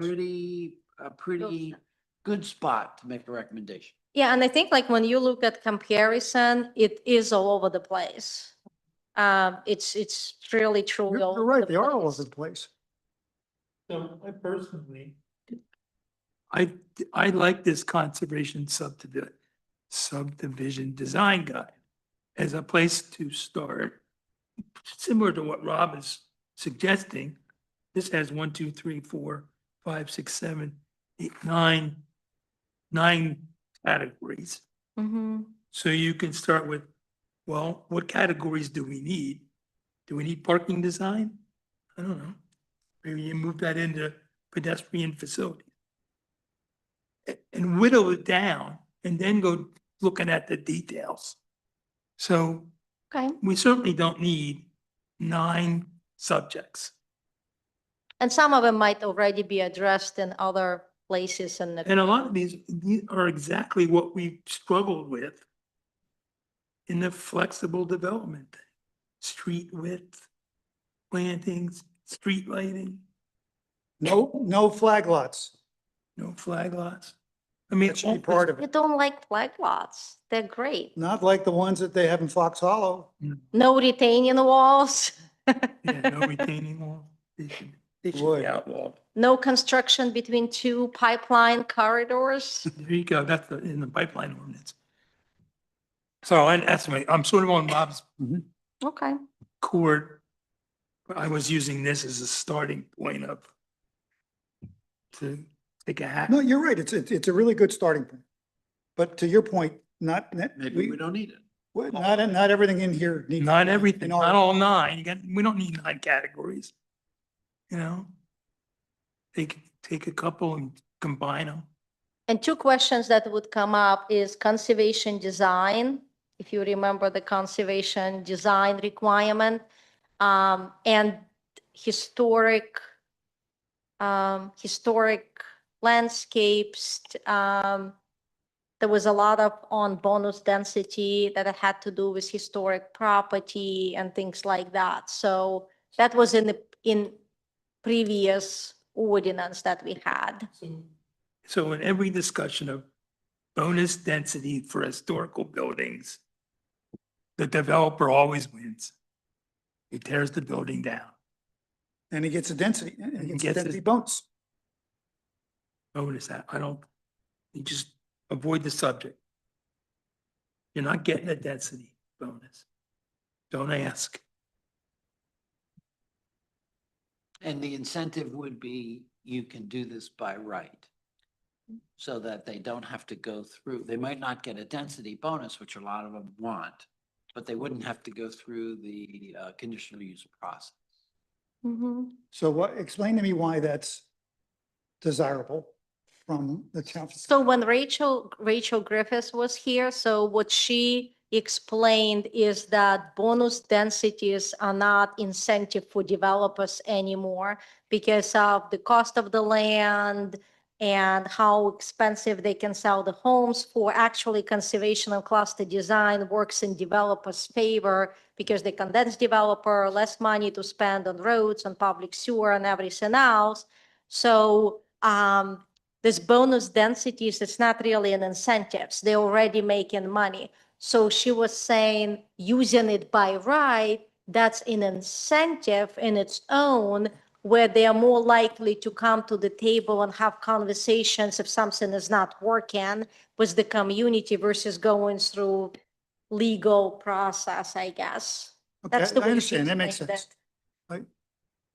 It's its own incentive. Yeah, they don't have to spend hundreds of thousands of dollars to go through the conditional use, hire a lawyer, hearings, court reporters, evidence, No, public comment. no, Well, but that's where you would want to do the sketch plan as a requirement Yeah. there's an versus idea. an Yeah, I optional. mean, we haven't talked about that, but the Brandywine Conservancy spells out a procedure whereby the applicant is required to come to you, the planning commission, Before and he's- sort of work out Right. Issues.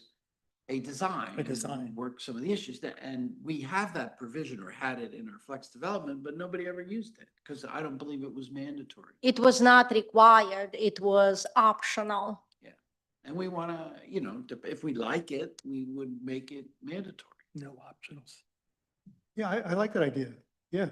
But Bella, if you could excerpt part of. the I'll look at the conservation sketch. design Stuff Mhm. out of Brandywine Conservancy's manual. The planning commissioners could take a look at it and see whether it's something they wanted to add. I believe that the conservation design requirements would work if you made them as a first step in the process. So you're required to provide a conservation design sketch plan, attend the planning commission meeting, gain recommendations before you submit preliminary final land development application. Because even with West Town School application, when you look at conservation design elements, they are sprinkled across every different plan sheet. So nobody really provides a kind of a plan that shows here is all your natural historic resources and having a conversation how develop those areas in between. I haven't seen one that anybody have done that, actually go through the process. All right, do we have, is that enough for marching orders for the staff? Oh, yes. Yeah, I mean, we can, yeah, we will draft a basic based on those 5 major elements and some of those design guidelines that Russ mentioned. I'll take a look at sketch plan and conservation design requirements and bring it for further discussion. Okay, Great, thank you. that's terrific. Are we? Wonderful. Are we set on that? Yep. You like that? Yep. We love Good, it. Good, good. Okay, love it. it's almost 9:00. We like to keep our meetings within 2 hours. Yeah. Do we want to talk, do we want to take a crack at pipeline safety? Mila has made some changes to a draft. It's a working draft. Remember that. It's not a proposal yet, but it is a draft that incorporates some of the issues that we've encountered as we thought about whether or not we want this. And we know that the Board of Supervisors, at least when Ed Yost was a supervisor, wanted to do this. I think Jody wanted to do it. I'm not sure if Mr. Foster wanted to do it. And so now, I don't know what Mr. Maginer wants, but the last direction that we received from the Board of Supervisors was, please prepare a pipeline safety ordinance that we might consider. So do you want to keep going or table this for the next meeting? I just would like to hear, I think we should table it for the next meeting, but I also, while we're here, if Mila could explain So what additions what she's done on this draft ordinance since we last talked about it. yeah, so Jack provided a very extensive list of different concerns. Some of it related to zoning, some of it related to subdivision and land development, because I think we were trying to address different aspects. We were trying to address any new development adjacent to pipeline corridors. Then we were trying to address any construction activity within the pipeline corridor, whether it's a repair, replacement. And then the third was addressing potentially new pipeline corridors being built through the communities. So it is a very extensive list. Because if we, it's very extensive list. So what I've done, I try to focus on zoning first before going too much into subdivision and land development. So I was trying, I added additional definitions. So the main definitions kind of to note is the definition of a new pipeline versus pipeline repair, because there was a lot of discussion last time about what is new, what is not. So that was an attempt at that. Then the language was changed to include repair, which is pretty much restoration, maintenance, replacement, or reconstruction of an existing pipeline. So if you have pipeline going through pipeline easements and you completely taken it out and put another pipeline in, it fits the definition of repair, not new pipeline. So I just wanted to differentiate those two. Right. Also, I added, and as I was going down the list, I realized that it's a lot. I was trying to add permit repair requirements. So Some things the township has no authority to regulate, so I didn't run it by Pat McKenna yet. I would need Pat McKenna to weigh in, because right now, if pipeline operator comes and does repair, they don't have to notify the township. There is really, they might, but probably they will not. So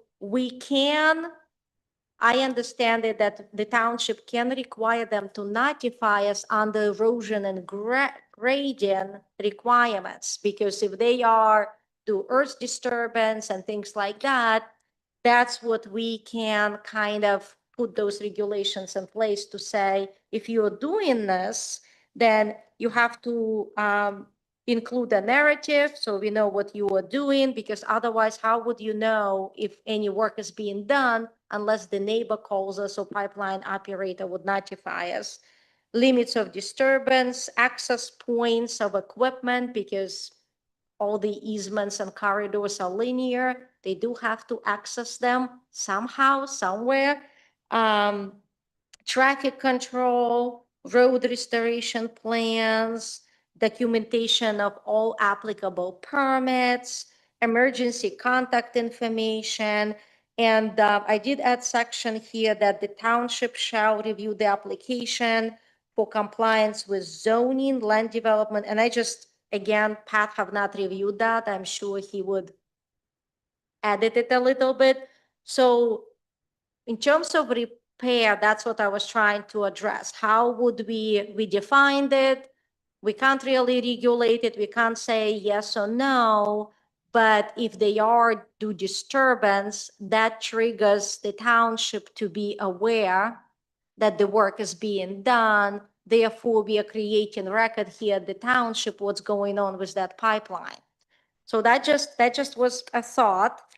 And then, because we also discussed at the last meeting, two concerns, screening and noise. I did not get to noise yet, but we talked about screening of any features that surface land uses. So, and I went through that and made a couple of changes, which you would see on the screening and landscaping.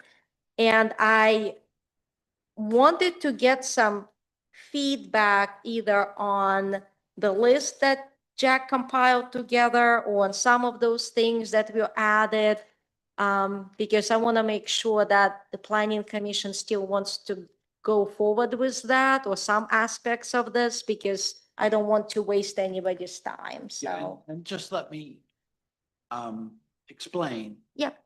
This outline I prepared to help Rob and me make a presentation to the Board of Supervisors about okay, yep. what some of the issues we thought could be addressed in a pipeline ordinance. And the categories are just my ideas of areas that the township might want to consider legislating in. But it doesn't have to be this way. These are just my ideas of some of the issues that I think the township should confront if it tries to make some sort of pipeline safety ordinance. And you might not agree with those categories. Well, Mila, thank you for advancing the ball, getting closer to the goal line. Not It's gonna quite there take yet, I some guess. time. Did you say that, so the thing that's in color that you gave us, is this all zoning? Zoning ordinance? Yeah, this is all zoning. Okay. Yeah, I did not even attempt touching on Saldo yet. But you're thinking that there is going to be something in Saldo? Well, yeah, so there was Yeah, we can always take it out of zoning and put it into Saldo, But I mean, but for instance, if we're allowed to regulate certain surface uses, so we would, if you're following our land development procedures, the pipeline company might come to us if they thought there was a zoning issue and ask for zoning approval. And the zoning officer would make some sort of a decision. They would then prepare an application, and then we would go through the land development, subdivision land development process as we normally do. So there certainly, I expect there to be saldo provisions. And some of this could be in saldo as opposed to in. Yeah, right now I'm more focusing on the language and regulations and provisions versus where they would be housed. Yeah, Because I'm sure I would need Pat's feedback on how better to organize it within existing regulation. right. I mean, for example, there are provisions in Miller's draft that require leak detection. Mhm. Okay, that's a particularly focused on safety. I'm not sure that we can do that. I know. But it was in some ordinances that we looked at, so Mhm. I assume that means that it hasn't been challenged yet. But I would imagine that PHMSA doesn't want us to be To get regulating leak detection procedures. But I don't know. So I agree, that's a great summary and a great start. Do we want to then table this? I'll continue working on it. With the understanding that the staff is going to continue working on it. Unless there is something you see that right away you think it should not be included in here. So Well, leak detection. The other comment I'll make is there's sections in here that require emergency plans, but they don't say who's going to do it. It Okay. just says there shall be a plan. So if we're Okay. going to have a provision like this in there, we should specify that it's either the pipeline owner or operator who has to do it and in what circumstances it has to be prepared and who has to review it and approve it. yeah, and I do not have my certification in pipeline detection yet. Yeah, and I'm not sure we have an expert who is. And it's probably difficult to find an expert. It might be. I mean, a lot of these experts want business from the companies, so they're very reluctant to work for townships. We can't afford them. Okay, so do we have a path forward? Yes. Yep. Okay, I'm gonna now suggest that we waive the reports for another meeting if you want them. I mean, the big deal at the meeting at the Board of Supervisors meeting last Monday was this parking stuff. People were pretty, it was a controversial subject. That's about. Yeah, I was surprised that the zoning map did not receive much of No. comment, no, public after- comment. There was a lot of frothing leading up to it. But, the people just, maybe they just realized that it's an appropriate zoning. I think people's fear was that it would change zoning for the entire corridor that fronts on the Craybilly Very property. preserved. And It Mhm. doesn't. Mhm. And maybe they realized that. I don't know. Yeah, and another big announcement is that the RFP for Craybilly Preserve Master Plan is officially out. So we are hoping that to get good amount of proposals for that. The other interesting thing was that the installation of Supervisor Magner had to be redone because it was not done according to Hoyle at the township, at the Board of Supervisors meeting, and the Board of Supervisors only has 30 days to appoint. And if they miss the 30 days, then it goes for a short period of time to the vacancy board. And Mr. Pingar is the chairman of the vacancy board. It's a very populous board. Mr. Pingar is the only member. And so. The vacancy board is me, I'm the chair, and It's the three. two other Yes, supervisors are, that is are right. are on the Why- vacancy well, board. That's what it is. Yep. So it was basically a do-over. And it was successfully done, thanks to Mr. Pingar's tight management of that board procedure. All the thanks goes to whoever prepared the script that I followed, which I think is Mila, so. No, that would be Theodore Speedy. All right. Well, and I think it should be noted that Mr. Empick is on the planning Study committee for Study Craig Billy committee. Preserve Yes. Master Plan? Yeah, yes, the committee that was formed by the Board of Supervisors to assist in the preparation of a master plan for Craig. And it would be the great place to exercise that article. Yeah, yeah, I'm gonna. So we got Carol DeWolf, former supervisor. We have me. Mhm. We have Joe Davis. Joe Debus. He's the chair of the Environmental Advisory Commission. You have Rick Brown, Rick which is Brown, Friends who's of Oakborn. Friends of Oakborn volunteer group. Dixie Peters from West Goshen Rotary Club. And who's You have Katie Loveland, Westchester Area School District. from Chester County Planning Commission? Oh, David Dave Stauffer. Stauffer. Yes, yes. from Who's, the- who's on it from the Township Park and Rec Commission? Oh, that's, oh geez, I just blanked. It's somebody. I'm tired. Yeah, okay, it's a reasonable committee. The only controversy was that some citizens were not happy that Dick Pomerantz was not appointed to the committee, and he wasn't. But the public will have. Steve Pirone, that's what it is. Steve, Sorry. yes, but the public will have an opportunity to weigh in on all of this stuff. So I would expect that, the folks that supported the acquisition of Craig Billy will certainly participate. Are people who do not live in the township, can they attend the meetings and contribute? Yeah, I would say yes. It's a I public would meeting. say it's a public meeting. Anybody from another township can attend the meeting. During the survey discussion, I'm sure the study committee would discuss whether you should separate I'm a resident versus I'm not a resident. We've done that for Oakland Park, I believe. Yep. But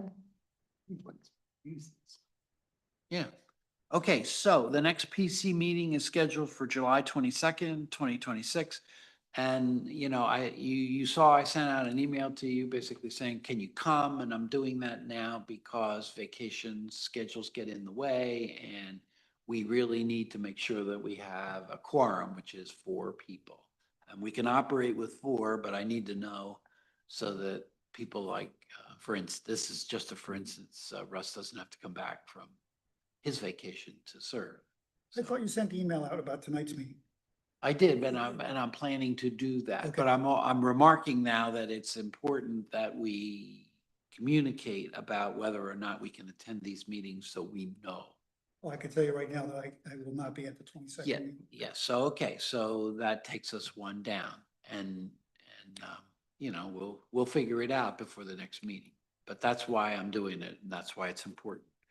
So July 22nd, and the next rep at the Board of Supervisors meeting, which will be on the Monday previous, is me or Tom, and I plan to be there unless, something's, it's gonna be an exciting meeting. you think? So we're all excited. All right, a motion to adjourn is in order. All right, great. Yes, please make a motion. Make a motion to adjourn the meeting. Is there a second? Second, Is there any discussion? I'm going to call the question. All those in favor of adjourning the meeting signify by saying aye. aye. Are there any opposed? No opposed. Wait for it. Meeting's adjourned. Thank you all. Thank you. Thank you. Thanks, Mila. I'm gonna suggest that the Board of